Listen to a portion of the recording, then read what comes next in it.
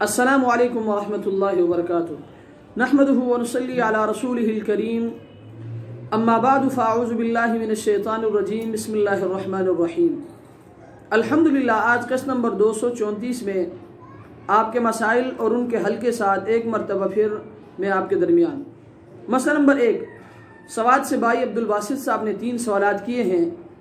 उनका पहला सवाल ये है कि सफ़र में नमाज क़ज़ा हो गई तो इक़ामत की हालत में कैसे अदा करें।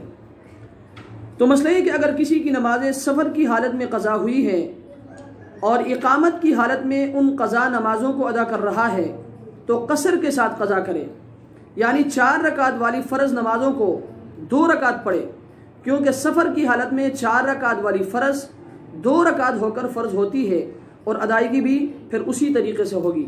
बदाइउस सनाय जिल्द नंबर 1 सफ़ नंबर 562।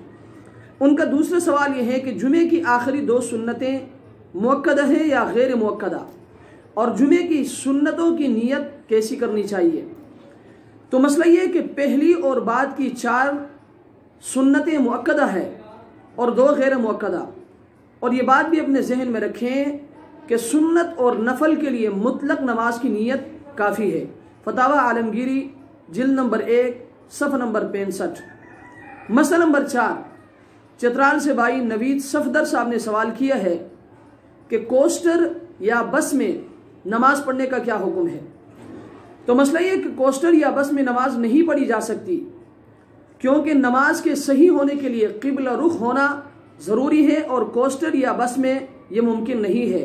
इसलिए या तो कोस्टर या बस ड्राइवर से पहले मुआहिदा कर लिया जाए कि वो नमाज पढ़ाने के लिए कोस्टर या गाड़ी या बस खड़ी करेंगे, वरना बस का टिकट ही इतनी मसाफत का लिया जाए कि जहां पहुंचकर नमाज का वक्त आने की तवक्को हो, नमाज पढ़कर दूसरी कोस्टर या बस पकड़ ली जाए। फतावा आलमगीरी जिल्द नंबर 1 सफ़ नंबर 63। अल्लाह तबारक व तआला हमें इन मसाइल को समझने की तौफीक अता फरमाए। व आखिरु दावाना अनिल हम्दुलिल्लाहि रब्बिल आलमीन।